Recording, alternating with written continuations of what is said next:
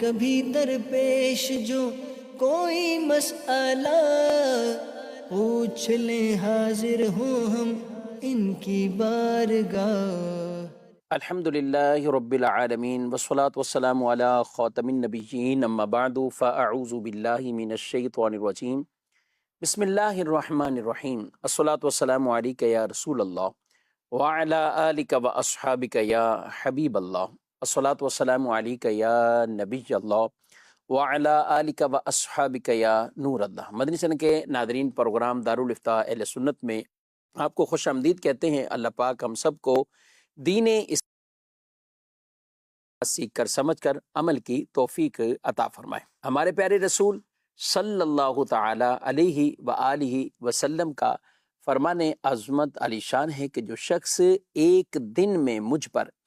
100 مرتبہ درود بھیجے، اس کی دونوں آنکھوں کے درمیان لکھ دیا جائے گا کیا کہ یہ جہنم کی آگ اور نفاق سے بری ہے۔ سبحان اللہ۔ درود پڑھتے رہیں، اس کی برکتیں انشاءاللہ ملتی رہیں گی۔ اور بطور خاص بات کریں، جمعرات کے دن، شب جمعہ، روز جمعہ، درود پاک کے فضائل بھی ان گھڑیوں میں، ان اوقات میں زیادہ ہیں، ثواب بھی زیادہ ہے۔ کثرت سے درود اپنے پیارے نبی صلی اللہ علیہ وسلم کی ذات پر پڑھتے رہیں۔ صلو علی الحبیب صلی اللہ تعالی علی محمد صلی اللہ علیہ وآلہ وسلم۔ ناظرین کرام، اس پروگرام میں کئی ایسے شرعی سوالات، ان کے جوابات آپ کو پیش کیے جاتے ہیں، اور ہمارے ساتھ اس پروگرام میں شامل ہیں مفتی محمد جمیل رضا عطاری صاحب، ان کو خوش آمدید کہتے ہیں۔ کیسے مزاج گرامی؟ جزاکم اللہ خیرا، الحمدللہ۔ تو ہمارے پاس کچھ ویڈیو سوالات بھی ہیں، آڈیو بھی ہیں، تو پہلے ہم دیکھتے ہیں ہمارے ناظرین میں سے ویڈیو سوال کی صورت میں ہم سے کیا مسئلہ پوچھ رہے ہیں۔ میرا نام میزاب انصاری ہے۔ مفتی صاحب، میرا سوال ہے کہ اگر بیوی کے اصرار پر شوہر طلاق دے دے تو اس کا گناہ شوہر پر ہوگا یا بیوی پر؟ جی، بیوی نے اصرار کیا، اور کئی ایسی خواتین ہوتی ہیں، آپ بھی دارالفتاء میں تشریف فرما ہوتے ہیں، اور ہمارے سامنے اس طرح کے بعض اوقات جب کیسز آتے بھی ہیں تو شوہر پھر کوئی راہ حاصل کرنے کے لیے یہ عذر بھی بیان کر رہے ہوتے ہیں کہ یہ تو والدین نے اصرار کر لیا تھا، بیوی نے کر لیا تھا، فلاں رشتہ دار نے کر لیا تھا۔ اچھا، اس کو کچھ لوگ مجبوری بھی کہتے ہیں، پھر میں مجبور ہو گیا تھا اور مجبوری میں نے کیا ہے، تو مجبوری میں تو نہیں ہونی چاہیے، اسی چیز کو وہ مجبوری بھی سمجھ رہے ہوتے ہیں۔ تو کیا فرماتے ہیں آپ؟ بسم اللہ الرحمن الرحیم۔ طلاق ایک ایسا عمل ہے کہ جو اللہ تبارک و تعالیٰ کو پسند نہیں ہے، رسول اکرم صلی اللہ علیہ وسلم بھی اسے پسند نہیں فرماتے۔ شریعت مطہرہ نے طلاق میں اصل جو ہے وہ ممانعت رکھی ہے، یعنی طلاق نہیں ہونی چاہیے۔ جب نکاح ہوا ہے تو اس نکاح کو باقی رکھا جائے، طلاق کی طرف اس کو نہ لے جایا جائے۔ ہاں، کوئی ضرورت ہو، شرعی حوالے سے کوئی ضرورت پڑ رہی ہے کہ اب اس نکاح کو باقی رکھنا، یہ دونوں کے لیے اس طرف لے جائے گا کہ اب یہ دونوں اللہ اور اللہ کے رسول صلی اللہ علیہ وسلم کی نافرمانی کریں گے۔ اگر یہ اس رشتے کو برقرار رکھتے ہیں تو حدود الہی، جو احکامات مرد اور عورت دونوں کے لیے شریعت مطہرہ نے نکاح کے ذریعے سے لاگو فرمائے ہیں، اس کی خلاف ورزی ہوتی رہے گی یا اس میں مبتلا ہوں گے، تو پھر شریعت مطہرہ نے اس بات کی طرف ایک راہ نکالی ہے کہ مرد اور عورت یہ ایک دوسرے سے طلاق کا معاملہ، یعنی اس رشتے کو ختم کرنے کے لیے کوئی راہ اپنا سکتے ہیں، جس میں مرد بھی ون سائیڈڈ ہو کر طلاق کی طرف جا سکتا ہے، اسی طرح عورت بھی اپنے شوہر سے طلاق کا مطالبہ، یعنی جس کو عام ہمارے عرف میں خلا کہا جاتا ہے، اس کا مطالبہ کر سکتی ہے۔ یہ شفیق صاحب وہ صورتیں ہیں کہ جس میں رشتہ ازدواج کو برقرار رکھنا یہ بہت مشکل ہو جائے اور حدود الہی کی پاسداری نہ ہو سکے۔ لیکن معاملہ ہمارے ہاں یہ ہے کہ بسا اوقات مرد اور عورت میں کسی بھی چھوٹی سی بات پہ جھگڑا ہوتا ہے، حالانکہ وہ کوئی بڑی بات نہیں ہوتی، وہ آپس میں بیٹھ کر بھی وہ میاں بیوی ایک دوسرے کی ان باتوں کو نظر انداز کر کے رشتے کو بہتر بنا سکتے تھے۔ یا ان کے درمیان کوئی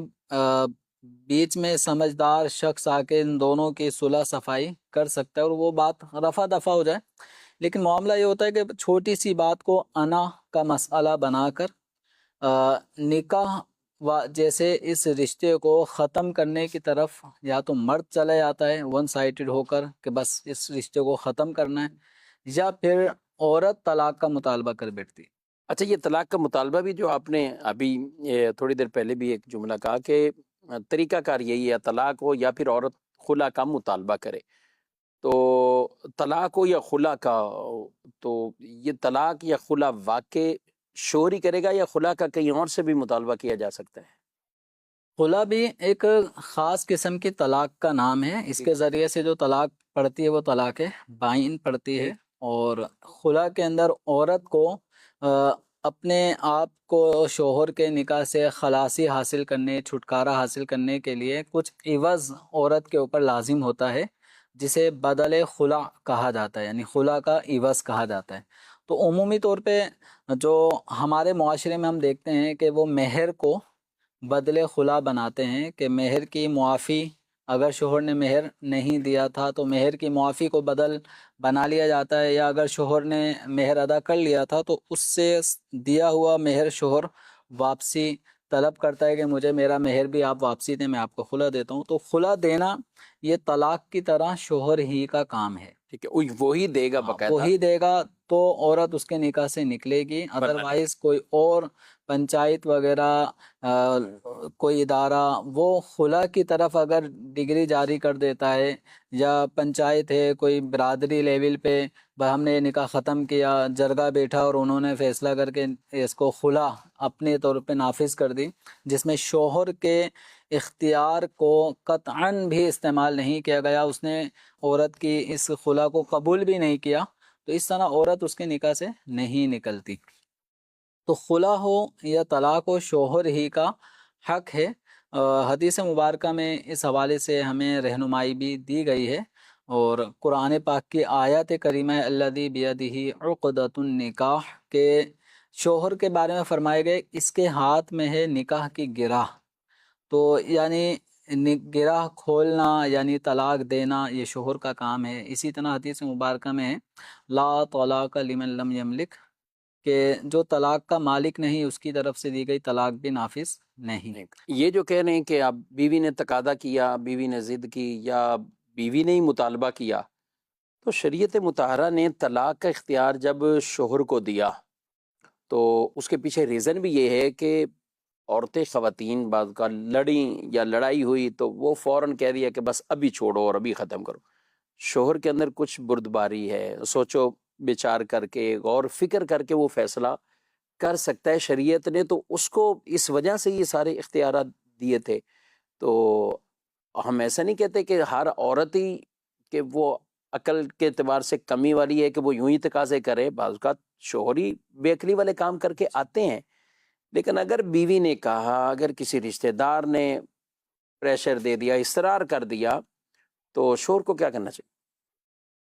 دیکھیں یہ محض عورت کے مطالبے پر شوہر طلاق کی طرف نہ جائے، کیونکہ یوں سمجھیں کہ بعض معاملات ایسے ہیں شفیق صاحب، خواتین اس چیز کو تسلیم نہیں کریں گی مجموعی اعتبار سے کہ وہ عقل کے اعتبار سے ان میں نقص ہوتا ہے، کمی، نقص بمعنی کچھ کمی. تو مردوں کے مقابلے میں یعنی مردوں کی جو جنس ہے ان کے مقابلے میں عورت کی جو نوع ہے، جنس ہے، اس کے اندر عقل کا کچھ اعتبار سے کمی واقعتاً دیکھی بھی جاتی ہے اور ان میں پائی جاتی ہے، اور حدیث مبارکہ میں بھی اس بات کو واضح طور پہ بیان فرمایا گیا ہے. تو اب جیسے بچے بعض اوقات ضد کر لیتے ہیں کسی چیز کے حوالے سے، اب انہیں اس وقت سمجھ میں نہیں آ رہی ہوتی، لیکن جب بچے کچھ عمر کو پہنچتے ہیں، بڑی کچھ سال گزرتے ہیں، تو انہیں پھر وہی اپنی غلطی کا احساس ہونے لگتا ہے کہ ہاں اس موقع پہ ہم نے یہ چیز غلط مانگی تھی، غلط مطالبہ تھا، اور والد صاحب نے اگر منع کیا تھا تو انہوں نے بالکل صحیح کیا تھا. تو کچھ نہ کچھ ایسی چیزیں بھی خواتین کے ساتھ ہوتی ہیں کہ یہ گھر بیٹھنے کی ضد کر لیتی ہیں کہ میں نے اب نہیں جانا شوہر کے گھر،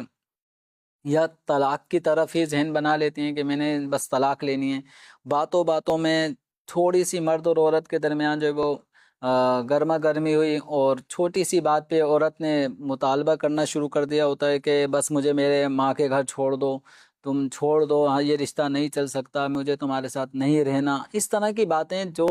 شوہر کو طلاق پر ابھارے، تو بسا اوقات خواتین کی طرف سے اس طرح کی چیزیں شروع ہو جاتی ہیں، حالانکہ کوئی وجہ نہیں ہوتی طلاق تک پہنچنے کی یا طلاق کا مطالبہ کرنے کی۔ اور یاد رکھیں حدیث مبارکہ میں نبی کریم رؤوف الرحیم صلی اللہ علیہ وسلم نے ارشاد فرمایا کہ جو عورت اپنے شوہر سے بلا وجہ طلاق کا مطالبہ کرے تو اس پر جنت کی خوشبو حرام ہے۔ عورتوں کو کب طلاق کی طرف جانا چاہیے، یہ بہت آگے چل کر ایک اسٹیپ آتا ہے کہ جہاں پر شریعت مطہرہ اس بات کی بالکل اجازت دیتی ہے کہ عورت یا عورت کی طرف سے اس کا کوئی نمائندہ، اس کے گھر کا کوئی فرد، وہ اب اس رشتے کو ختم کرنے کی طرف جائے۔ لیکن عموماً یہ ہوتا ہے کہ وہ اسٹیپ آنے سے پہلے ہی طلاق کا مطالبہ خواتین کی طرف سے ہوتا ہے۔ اسی طرح بعض افراد بھی ایسے ہوتے ہیں معاشرے میں، خاندان میں، کہ جو بجائے گھر بنانے کے وہ گھر توڑنے والے مشورے دے رہے ہوتے ہیں، اور کسی طرح عورت کو ابھارتے ہیں اور اس کا ذہن بنا رہے ہوتے ہیں کہ بھائی یہ رشتہ بھی نہیں چلے گا، اس طرح تو چل ہی نہیں سکتا، ابھی سے ایسے معاملات ہیں۔ اب بسا اوقات جمعہ 8 دن ابھی نکاح کو ہوئے ہوتے ہیں، تو اس حوالے سے بھی کہ بھائی ابھی کچھ نہیں بگڑا، اب بٹھا لو، اور لڑکی کا بھی ذہن بنانا شروع کر دیتے ہیں، اس کا بھی ذہن بننا شروع ہو جاتا ہے، نتیجہ نکلتا ہے کہ طلاق تک نوبت پہنچ جاتی ہے، حالانکہ وہ کوئی کھودا پہاڑ نکلا چوہا۔ تو کبھی کبھار اگر ڈیپلی جایا جائے کہ ان دونوں کے درمیان جو تضاد چل رہا ہے اس کی وجہ کیا ہے، کوئی خاص ریزن نہیں ہوتا، تو حدیث مبارکہ میں اس حوالے سے بھی نبی کریم صلی اللہ علیہ وسلم نے تنبیہ فرمائی ہے۔ ایک حدیث مبارکہ میں فرمایا گیا کہ وہ شخص ہم میں سے نہیں جو کسی عورت کو اس کے شوہر کے خلاف بھڑکائے، تو یعنی اب شوہر کے خلاف بھڑکانے میں، علیحدگی کا مطالبہ کرنے کے حوالے سے ذہن بنائے کہ اس سے علیحدہ ہو جاؤ، اس سے چھٹکارا حاصل کر لو، تو اس طرح بعض خواتین اس تیسرے فرد کو اپنا خیر خواہ سمجھ کے وہ ان کی باتوں میں آ کر اپنے شوہر سے مطالبہ کر بیٹھتی ہیں، تو بعد میں پتہ چلتا ہے کہ وہ جو تیسرا فرد تھا وہ خود کم عقل آدمی تھا یا کم عقل عورت تھی، اگرچہ وہ بڑی بہن ہو، اگرچہ وہ کوئی خالہ ہوں، عمر رسیدہ عورت ہو، لیکن وہ کم عقلی کی بنا پر اس عورت کا، اس لڑکی کا نکاح ختم کروانے میں ان کا بھی ایک اہم کردار ہوتا ہے۔ تو یاد رکھیں طلاق یہ بالعموم ہم یہی کہیں گے کہ طلاق دینا یہ ایک ناجائز کام ہے، اس کی شرعاً اجازت نہیں ہے۔ ہاں بعض اسباب ایسے ہوتے ہیں کہ جن صورتوں میں طلاق دینے کی شریعت مطہرہ نے بالکل ایک گنجائش رکھی ہے۔ یوں سمجھیں کہ جب نکاح کے ذریعے سے مرد اور عورت ایک رشتے سے منسلک ہوئے ہیں تو شریعت مطہرہ نے ان دونوں کے لیے ایک ایگزٹ صورت بھی رکھی ہے، اور اس رشتے کو ختم کرنے کی صورت بھی رکھی ہے، لیکن یہ کب ختم کرنا چاہیے، کب ختم کرنے تک پہنچنا چاہیے، تو اس کے بڑے آگے مراحل ہیں، جس کو ہم یہ کہیں گے جب پانی سر سے اوپر پہنچ جائے تو پھر جا کے طلاق کی طرف آدمی سوچے۔ لیکن اس سے پہلے مشورہ یہی دوں گا کہ اپنے دوست احباب، اپنے ساتھ اٹھنے بیٹھنے والے، گلی محلوں کے افراد، اسی طرح رشتہ داروں سے یہ مسئلہ ڈسکس کرنے کے بجائے علماء کرام سے، مفتیان کرام سے رجوع کریں۔ یہ بہت اہم بات ہے، یہ بہت اہم بات ہے، کیونکہ بعض اوقات کسی کو وہ کو مشورہ کرنے جاتے ہیں تو وہ بھی سامنے سے ایسے ہوتے ہیں بے باک، ہاں ہاں بالکل صحیح ہے، آپ ایسا ہی ہیں اور آپ یہ کر گزریے۔ بھی ایک واقعہ ہوا کہ کوئی آئے صاحب، اچھا وہ دارالفتہ میں بھی آ گئے کہ ہم اپنی بیٹی کا ہم سمجھ نہیں آ رہا رشتہ، 1.5 مہینہ ہوا ہے، 1.5 مہینہ میں اتنی جلدی آپ کو کیا سمجھ میں آئی، وجہ کیا بنی؟ تو اس وقت چونکہ قریبی، چونکہ عید گزری تھی، وجہ یہ بنی، دل میں یہ باتیں آنے لگی کہ عید پہ جوڑا بنا کے نہیں دیے تھے، عید پہ وہ چیزیں نہیں لے کے دی، عید پہ یہ پہلی تو عید تھی، یہی ناراضگی کا سبب بنا اور وہ بیٹی کو گھر بٹھا دیا انہوں نے۔ وہ شوہر بھی آیا اور ہے مسئلے مسائل سیکھنے والا ہے، تو انہوں نے کہا ہم تو نارمل تھے، کوئی ایسی بات ہی نہیں، کہ چونکہ شعبان میں ہی نکاح شادی رخصتی ہے تو ٹھیک ٹھاک کپڑے تھے، میرے اپنے بھی تھے، گھر والوں کے بھی اس طرح کے ہیں جو عام طور پہ کپڑوں میں لین دین، تو اس میں ایسے جوڑے کئی موجود ہے کہ 10-20 سوٹ ہوتے ہیں جو دونوں ابھی طرف. استعمال ہی نہیں ہوئے اور جو کچھ ہے تو میں نے بھی نہیں بنایا تھا. میں نے ان کو بھی بولا, میری امی نے بھی نہیں بنائے عید پہ. مطلب ہر ایک کو کہیں نہ کہیں سے نئے ملے ہوئے تھے. بالکل بولے اب ان کو بھی ملے ہوئے ہیں, ان کو بھی ملے ہوئے ہیں. تو اتفاق ایسا ہے کہ ہم نے اس طرف توجہ ہی نہیں کی. ہم نے نماز روزہ اور اس میں مشغول, اور ہم نے کہہ دیا کہ اس عید پہ ہم کچھ بھی نہیں بنا رہے. میں بھی نہیں بنا رہا, وہ بھی نہیں بنا رہے. تو ہمیں یہ نہیں پتا تھا کہ اسی بات کو لے کر اس کو اتنا آگے بڑھا دیا جائے گا اور یہ سب بنا دیا جائے گا. خیر ہوا یہ کہ وہ چلے گئے ان کے پاس کہ کیا, تو انہوں نے کہا کہ ہمیں طلاق چاہیے. تو کہ ٹھیک ہے پھر آپ یہی کہتے ہیں تو پھر ہم اسی پہ ہی کر لیتے ہیں, پھر کاغذات وغیرہ تیار کرواتا ہوں. اب وہ کہہ رہے ٹھیک ہے آپ کاغذات لے کر آ جائیں, میں گھر ہی بیٹھا ہوں. اب یہ چلا گیا, کسی سے مشورہ کیا, اس نے بولا خاموش ہو جاؤ بھائی,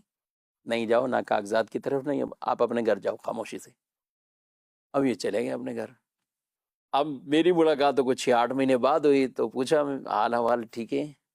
تو بالکل اللہ کا شکر الحمدللہ سب ٹھیک ہو. ہمیں کیا ہوا, 1-1.5 مہینہ ناراضگی رہی, سب دماغ سیٹ ہو گئے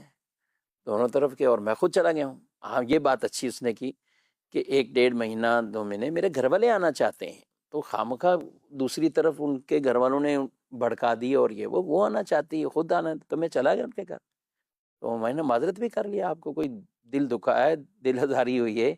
تو ہم لے کر آ گئے ہیں. میں بولے آرام سے, اب ماشاء اللہ ہے ٹھیک. یعنی وہ جو جس وقت فوراً کہا کہ ابھی کاغذات بنا کر لاؤ, ابھی یہ کرو, اب وہ بھی اگر ایسا کر دیتا تو بعد میں یہ پچھتاتے. بالکل کیونکہ ایسے. مسئلہ اس نوعیت کا نہیں تھا کہ واقعی کہ بہت بڑے اختلافات ہو گئے. 1.5 مہینہ ہے, اب 15 شعبان کے بعد شادی ہو رہی ہے, رخصتی ہو رہی ہے, تو پیچھے 1 مہینہ تو رمضان کا گزرا ہے. ویسے ہی آدمی اس میں عبادات اور روزے میں, جو ایک اچھی فیملی ہوتی ہے ظاہر ہے ان کی یہی مشغولیت ہوتی ہے, صحیح. تو ان کو بنیاد بنا کر, تو اگر ہم غور کرتے ہیں تو کئی فیملیز میں ایسی ہوتی ہیں, چھوٹی چھوٹی باتیں بعض اوقات نکلتی ہیں. تو جیسے جمیل صاحب نے بڑی ڈیٹیل تفصیل سے کہا, پہلے ان مسائل کو ڈسکس تو کیا جائے, اور عورت ہے تو وہ بھی دینی طور پر شرعی رہنمائی لے لے کہ واقعی میرا یہ تقاضا مطالبہ ٹھیک بھی بنتا ہے کہ نہیں. اسی طرح مرد کے لیے بھی آپ یہ نمبر اپنے پاس رکھیے, دنیا بھر میں جہاں کہیں بھی ہیں اس نمبر پر آپ کال کر سکتے ہیں اور اپنے ان چیزوں کی شرعی رہنمائی لے سکتے ہیں. خواتین بھی بات کر سکتی ہیں, جو دینی شرعی ان کا مسئلہ ہے تو اس کے لیے وہ بھی بات کر سکتی ہیں. اور دیگر تمام کے لیے ان اوقات کار کا خیال رکھتے ہوئے 10 سے لے کر 4 بجے تک آپ فون کریں گے تو انشاءاللہ آپ کو رہنمائی بھی دے دی جائے گی. اور اگر آپ کے شہر میں دارالفتہ اہل سنت موجود ہے تو پھر میں مشورہ یہی دوں گا کہ براہ راست آپ دارالفتہ میں چلے جائیں اور وہاں سے آپ اپنے بارے میں رائے اور فتویٰ معلوم کیجیے. مزید سوال. میرا سوال مفتی صاحب سے یہ ہے کہ صدقے کے لیے پیسے رکھے تھے تو اب کیا سیلاب زدگان کو دے سکتے ہیں؟ صحیح جی. اپنے جو نارمل نفلی صدقات کے لیے لوگ اپنے گھر کے اندر صدقہ باکس بنا کر یا ویسے ہی کچھ پیسے جمع کرتے رہتے ہیں. تو یہ موقع ہے مسلمان جو سیلاب کی زد میں آئے ہیں تو ان سیلاب زدگان کی بالکل مدد کرنی چاہیے. اپنے خزانے مسلمانوں کو چاہیے کہ کھولیں اور ان مسلمانوں کی مدد کریں. تو جو نفلی صدقات و خیرات ہیں وہ ان کاموں میں بالکل صرف کر سکتے ہیں. اور بعض صورتوں میں جو واجبی صدقات ہیں جس کو ہم زکوٰۃ کہتے ہیں,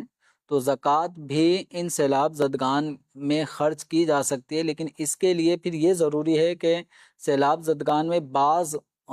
وہ جو شرعی فقیر ہیں, مستحق زکوٰۃ ہیں, ان کو آپ زکوٰۃ کے تھرو بھی ان کی مدد کر سکتے ہیں. ہاں سیلاب زدگان میں بعض عمرا بھی ہوتے ہیں, مالدار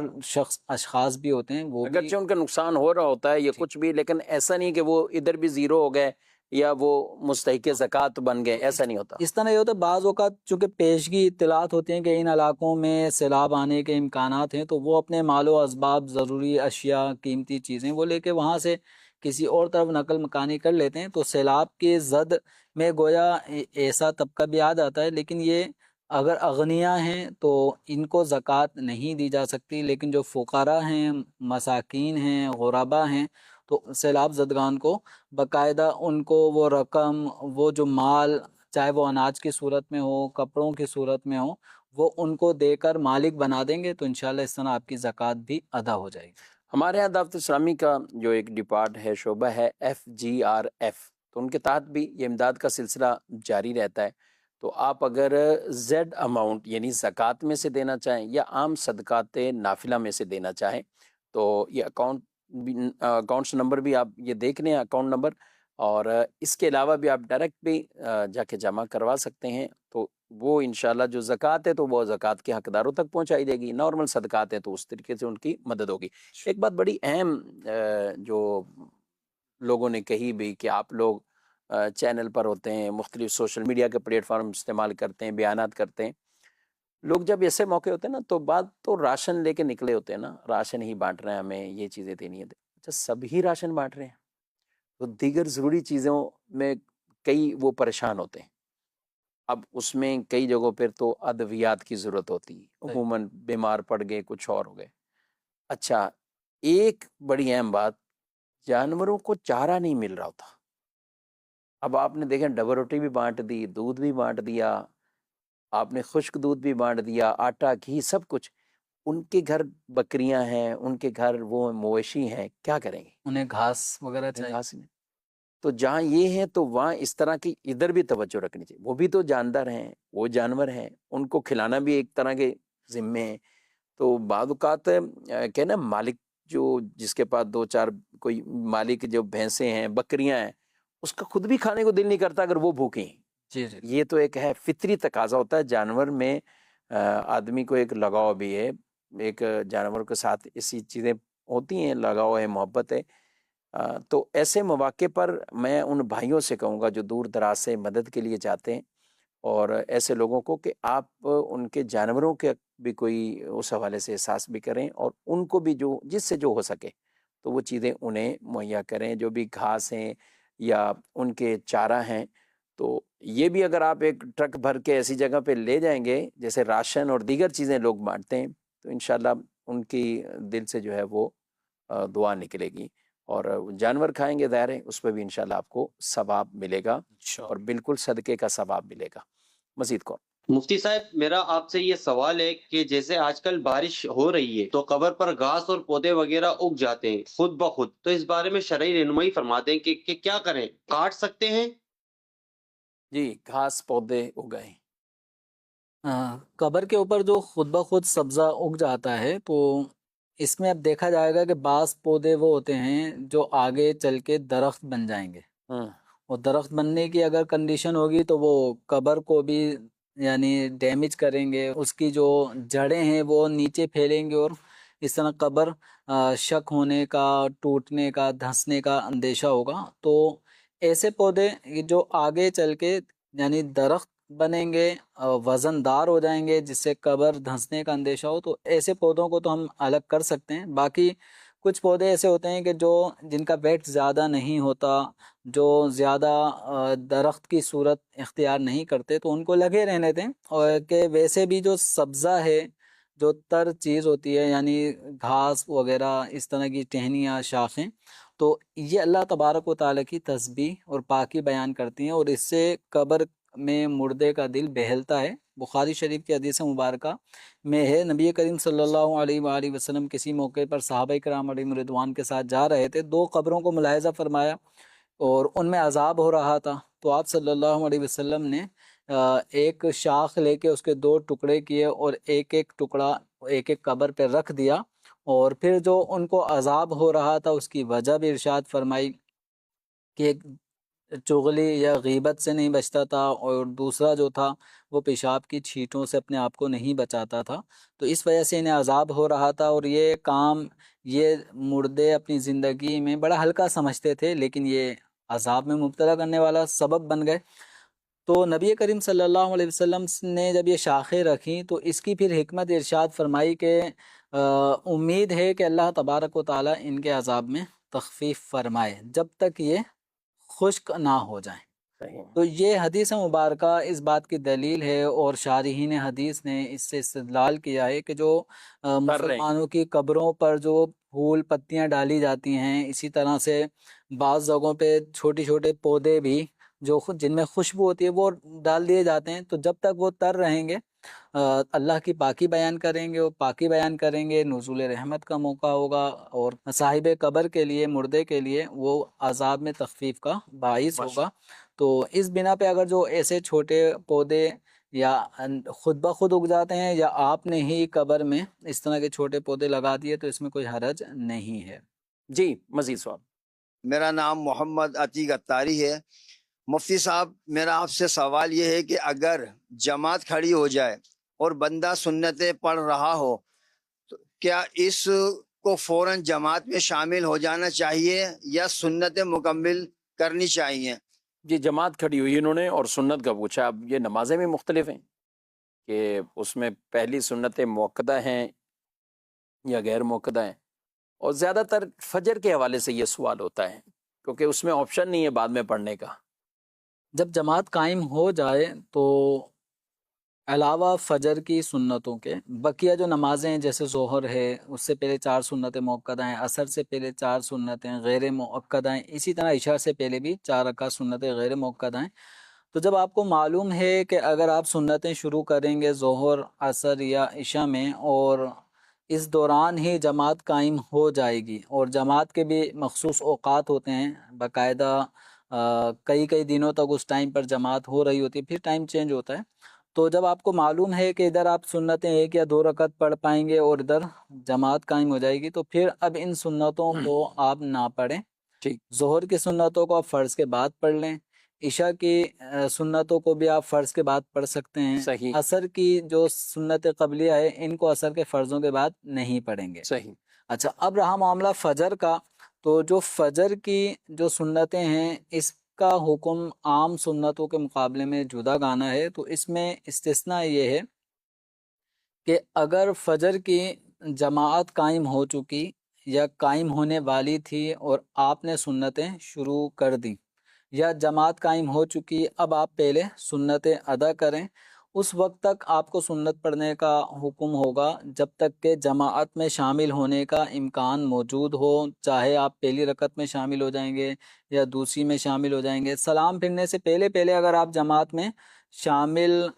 ہو جائیں گے تو آپ سنتیں پڑھیں، لیکن ان سنتوں کو ادا کرنے کا طریقہ یہ ہے کہ اگر مسجد کے اندر ہال میں اگر جماعت ہو رہی ہے تو آپ برآمدے والی سائٹ میں آ جائیں، برآمدے میں جماعت ہو رہی ہے تو آپ صحن والی سائٹ میں آ جائیں،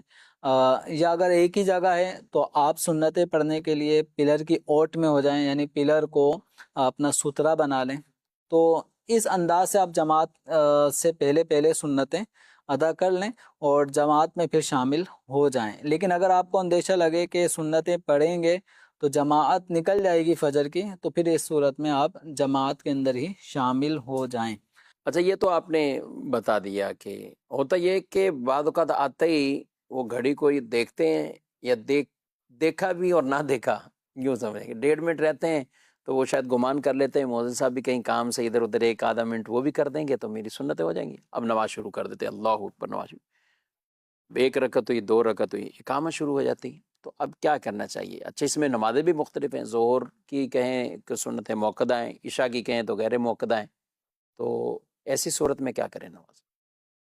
اب اس کے اندر جو سنتیں شروع کر دی نا 4 رکعت کی نیت سے ظہر کی یا عشاء کی،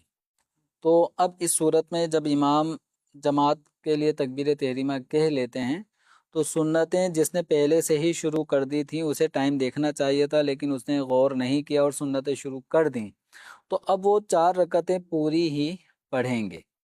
4 رکعت پوری پڑھنے کے بعد ہی پھر وہ جماعت میں شامل ہوں گے۔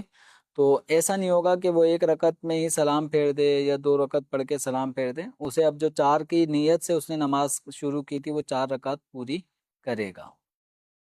اس کے بعد میں پھر جماعت میں شامل۔ جی مفتی صاحب، میرا یہ سوال ہے کہ اگر کوئی کاروباری شخص ادھار پر سامان دیتا ہے اور زائد رقم 2 وصول کرتا ہے تو وہ سود میں شمار ہوگا یا نفع؟ برائے کرم اس کا جواب ارشاد فرما دیجیے۔ جی، عمومی طور پہ نقد سودوں کے مقابلے میں اگر کوئی ادھار چیزیں بیچ رہا ہوتا ہے تو وہ اپنی نفع کو زیادہ رکھتے ہوئے وہ چیز کچھ مہنگی بیچتا ہے، اور خریدار بھی اس ریٹ پر راضی ہو جاتا ہے، چونکہ خریدار کو وہ چیز وقت پر حاصل ہو رہی ہے اور 6 مہینے 1 سال بعد اس کو اس کی پیمنٹ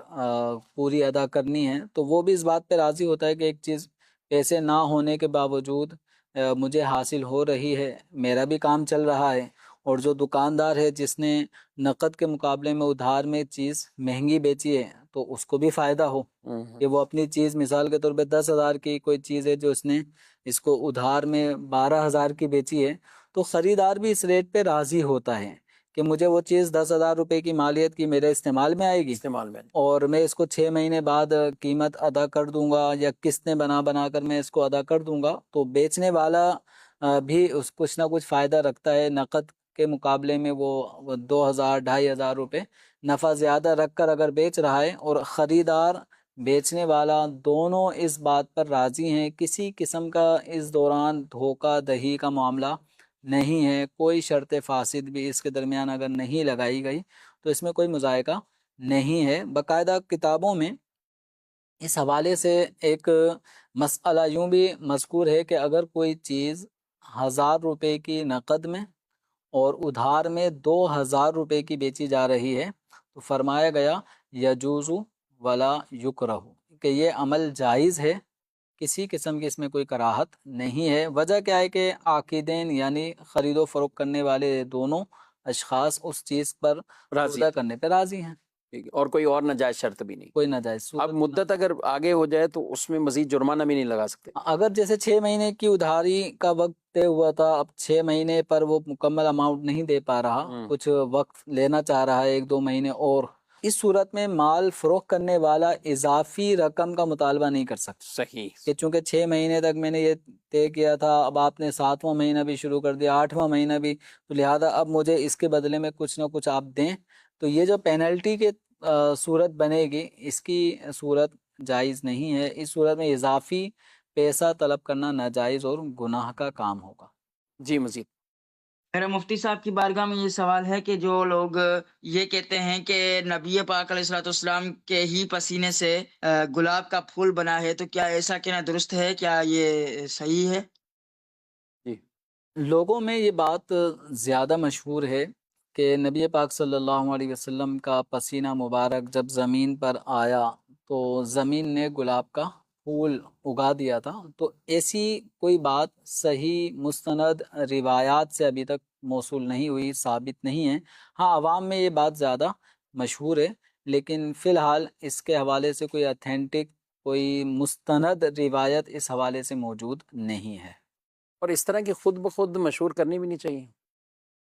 یہ لوگ دوسروں کو طعن و تشنیع کرتے ہوئے اور اس طرح کی، اچھا ہمارے یہاں عام طور پہ خوشی کے مواقع پر پھول لٹائے جاتے ہیں یا کیا کہیں گے انہیں، ہار پہنائے جاتے ہیں، وہ جھڑتے بھی ہیں، پھول اوپر لٹاتے بھی ہیں، اور مختلف ایسے مواقع آتے ہیں، تو اس میں بھی کوئی نہ کوئی اس طرح کی کلمات کہتا ہے کہ نہیں یہ پاؤں کے نیچے آ رہے ہیں یا اس طرح ہیں، تو کیا کہیں گے آپ انہیں؟ ایک چیز جب کسی مستند روایت سے ثابت ہی نہیں ہے اور علماء بھی اس کا رد کر چکے ہیں کہ ایسا نہیں ہے، تو اب عوام الناس میں اس طرح کی چیز تشویش پھیلانا کہ دیکھیں گلاب کی پتیاں آپ کے پاؤں کے نیچے آ رہی ہیں اور یہ تو نبی کریم صلی اللہ علیہ وسلم کے پسینے سے یہ گلاب بنا تھا، تو یہ اس سے گویا کہ یہ تاثر دینے کی کوشش کی جاتی ہے کہ آپ سے کہیں بے ادبی تو نہیں ہو رہی۔ تو یاد رکھیں اس طرح کی جب روایت کوئی ثابت نہیں ہے تو اس سے گلاب کی پتیاں پاؤں میں اگر آ گئیں چلنے پھرنے کی صورت میں تو وہ کہیں بے ادبی کا شکار نہیں ہو رہا، ہم کسی کو اس زاویے سے بے ادب یا گستاخ بھی نہیں کہہ سکتے۔ ٹھیک، مزید میں مریض ہوں تو کرسی پہ بیٹھ کے میں نماز پڑھتا ہوں، تو مفتی صاحب ارشاد فرما دیں کہ کرسی پہ بیٹھ کے کیسے نماز پڑھنی ہے؟ جزاک اللہ خیرا۔ جی، جس آدمی کو کسی بھی مرض کی وجہ سے کھڑے ہونے میں پرابلم ہے کہ وہ کھڑا نہیں ہو سکتا یا رکوع سجود کرنے میں اس کو مشقت ہوتی ہے، بالخصوص سجدہ کرنا جو زمین پر پیشانی لگا کر سجدہ کیا جاتا ہے، تو سجدہ حقیقی کرنے میں اگر کسی کے لیے رکاوٹ ہے تو اس پر شریعت مطہرہ نے قیام بھی ساکت فرما دیا ہے کہ فرض نمازوں میں وہ اگر بیٹھ کر بھی پڑھے گا تو نماز پڑھ سکتا ہے۔ اب عمومی طور پہ ہمارے ہاں لوگ زمین پر بیٹھنے کے مقابلے میں کرسی یا اسٹول اس طرح کی چیزوں پر بیٹھ کر نماز پڑھ رہے ہوتے ہیں، تو اگر جس کے لیے قیام ساکت ہو چکا ہے اور رکوع سجود کرنے کے حوالے سے بھی اس کو اشارے کی صورت اختیار کرنے کی شرعاً اجازت ہو تو اب وہ آدمی بیٹھ کر بھی نماز پڑھ سکتا ہے، اور بیٹھ کر نماز پڑھنے میں بھی اس چیز کا خیال رکھیں کہ ٹیک نہ لگائی ہو، حتی الامکان کسی چیز کا نماز کے دوران سہارا لینا، کمر سے کوئی چیز ٹیک لگانا، تو اس سے بچنا چاہیے، یہ مکروہ عمل ہے۔ ہاں اگر سہارا لیے بغیر بیٹھنا بھی دشوار ہے تو اجازت ہے، لیکن حتی الامکان کوشش یہ کریں کہ پیچھے ٹیک بھی نہ لگائی ہو، اگرچہ کرسی میں پیچھے ٹیک ایک موجود تو ہوتی ہوتی ہیں، لوگ پوچھتے بھی ہیں بعض اوقات۔ تو ادب کا تقاضا بھی یہی ہے کہ ٹیک لگا کے نماز نہ پڑھی جائے جب تک واقعتاً عذر نہ ہو۔ تو اب یعنی جتنا جسم استعمال میں اور جتنی ایک طرح کی کچھ مشقت آنا، جی جی جو عبادت میں بھی کچھ نہ کچھ تو مشقت ہوتی ہے، رکوع سجدہ اٹھنا، تو اس پہ بھی اجر و ثواب ہی ہے۔ دیکھیں عبادت تو مشقت کے بغیر ہے ہی نہیں نا، جتنی بھی مشقتیں عبادت کی راہ میں آئیں گی تو یہ مشقتیں اٹھانا بھی باعث اجر و ثواب ہے، بلکہ حدیث مبارکہ میں یہ مضمون موجود ہے کہ جو عمل جتنا دشوار ہوگا میزان عمل پر وہ اتنا ہی وزندار ہوگا۔ ماشاءاللہ۔ اچھا، اس میں کرسی کے حوالے سے کچھ لوگوں کے نا یہ بھی گمان بن گئے کہ جیسے ہم نے ٹیک کا کہا نا کہ بہتر ہے کہ ٹیک نہ لے اور بالکل ایسا ہو کہ بیٹھے ہوئے ہیں اور بس یوں کر کے اور آرام سے، تو اگر کسی مریض کو اتنی ضرورت نہیں ہے تو جیسے اب یہ نارمل بیٹھا ہوں، پیچھے سے ٹیک چھوڑی ہوئی ہے اس طرح کر کے، تو ایک جگہ ایسا ہوا کہ کسی نے یہ مسئلہ سنا ہے یا ویسے ہی اس نے کہا تو وہ مسجد سے کرسیاں ہی خالی کر کے کہتے سٹول پہ پڑھو، کرسی پہ پڑھ ہی نہیں سکتے۔ اب سٹول پہ عام بزرگوں کے لیے بعض اوقات بیٹھنا ہی مشکل ہو جاتا ہے جی جی وہ، اور پھر بعض اگر وزن میں زیادہ ہیں تو وہ سٹول پر تو بیچارے ڈرتے ہی رہتے ہیں کہ یہ ادھر جائے گا یا کچھ ادھر ہو جائے گا، تو سٹول پر پڑھیں یا کرسی پر، ان میں فرق تو نہیں؟ کوئی فرق نہیں ہے، بس یہ ہے کہ اگر سہارا یعنی ٹیک لگانے کی کوئی ضرورت نہیں پڑ رہی، کوئی عذر نہیں ہے، تو پھر اپنی کمر کو آپ نارمل سیدھا ہی رکھیں جس طرح ہم کھڑے ہو کے نماز پڑھتے ہیں۔ ٹھیک ہے۔ تو اب تکبیر تحریمہ کے لیے ہاتھ باندھ لیے ناف کے نیچے، اب جب رکوع کا معاملہ ہوگا تو رکوع کے لیے اپنے سر کو جھکا لیں۔ اب اس کے اندر یوں آگے آ کر باقاعدہ یوں جھکنا یہ کچھ ضروری نہیں ہے، اب ایسے میں سر کے ذریعے سے اشارہ کریں رکوع میں جانے کا، سمیع اللہ لمن حمیدہ ربنا لک الحمد، اس کے بعد سجدے کا اشارہ کرنا ہے، سجدے کا اشارہ رکوع کے مقابلے میں زیادہ جھکا ہوا ہوگا۔ اگر آپ نے رکوع کا اشارہ اتنا کیا تھا، پھر آپ نے سمیع اللہ لمن حمیدہ ربنا لک الحمد کا، اب سجدے کا اشارہ کرنا ہے تو تھوڑا سا سر زیادہ جھکا لیں۔ صحیح۔ تو باقاعدہ یوں آگے آ کر جب کرسی پہ نماز پڑھ رہے ہیں اور اشارے سے ہی نماز پڑھ رہے ہیں تو باقاعدہ بہت آگے آ کر یوں رکوع کے لیے جھکنا اس کی کوئی حاجت نہیں رہی۔ اس میں تو اور مسئلہ ہو سکتا ہے نا، رکوع کے لیے تو اتنا یہ جھک گئے، تو اب جب سمیع اللہ لمن حمیدہ کا تو اب جتنا بھی جھکیں رکوع کے لیے، رکوع میں سجدے میں اس سے زیادہ کرنا، سجدے میں اس سے زیادہ جھکنا ہوگا۔ اب یہ مسئلہ ہے، اب ہوتا کیا ہے کہ رکوع بھی اتنا ہی اور سجدہ بھی اتنا، اور سجدہ بھی اتنا ہی، تو یوں مسئلہ یہ رکوع اور سجود کے اندر جو ہم سر کو جھکائیں گے اس میں سجدے میں سر زیادہ جھکنا چاہیے بمقابل رکوع کے، تاکہ رکوع اور سجود کے درمیان فرق واضح طور پر رہے۔ بعض لوگ یوں ہاتھ پھیلا دیتے ہیں سجدے میں، تو یہ ہاتھ پھیلانے کی بھی کوئی حاجت نہیں ہے۔ اور اس کے لیے بھی ہم ناظرین یہی کہیں گے کہ جس کو بھی اس طرح کا مسئلہ درپیش ہے تو انہیں چاہیے کہ دارالتعلیم سنت میں پوچھ لیں، رابطہ کر لیں، کسی عالم صاحب، مفتی صاحب جو باقاعدہ شرعی مسائل جانتے ہوں تو ان سے اس کی رہنمائی لے لیں۔ ہماری کئی ایسی ویڈیوز ہیں دارالتعلیم سنت کے آفیشیل یوٹیوب چینل پر، فیس بک پر، کہ جس میں باقاعدہ پریکٹیکل کر کے یہ کرسی کے مسائل کو سمجھایا بھی ہوا ہے، اور آپ وہ دیکھ لیں تو انشاءاللہ ذہن نشین ہو جائے گا۔ اسی طرح کئی بہنیں ظاہر ہے کہیں ادھر ادھر نہیں جا سکتی، خواتین نہیں جا سکتی مسئلہ معلوم کرنے کے لیے، فون کے ذریعے کر سکتی ہیں، دارالتعلیم سنت یہ نمبر لے لیں یا ایسی ویڈیوز دیکھ لیں، اور وہ انشاءاللہ اس سے بھی رہنمائی اچھی خاصی مل جائے گی۔ ایک رسالہ بھی ہے کرسی پر نماز پڑھنے کے احکام کے حوالے سے، تو جس کا ٹائٹل آپ ملاحظہ فرما رہے ہیں، تو اس رسالے کو حاصل کیجئے اور اس کے ذریعے سے بھی مطالعہ کر کے بھی انشاءاللہ یہ مسئلہ کم از کم سیکھنے کو اچھی طرح مل جائے گا۔ اللہ پاک ہم سب کو شریعت مطہرہ کے مطابق عبادات، معاملات اور سیرت النبی صلی اللہ علیہ وسلم کے مبارک طریقے سے نمازیں بھی پڑھنے کی توفیق دے اور دیگر زندگی گزارنے کی بھی سعادتیں عطا فرمائے۔ پروگرام کا وقت اپنے اختتام کو پہنچا، آپ سے اجازت چاہتے ہیں، فی امان اللہ۔ ہادی و رہنما ہمارے علماء، ہو کبھی درپیش جو کوئی مسئلہ، پوچھ لیں حاضر ہوں ہم ان کی بارگاہ۔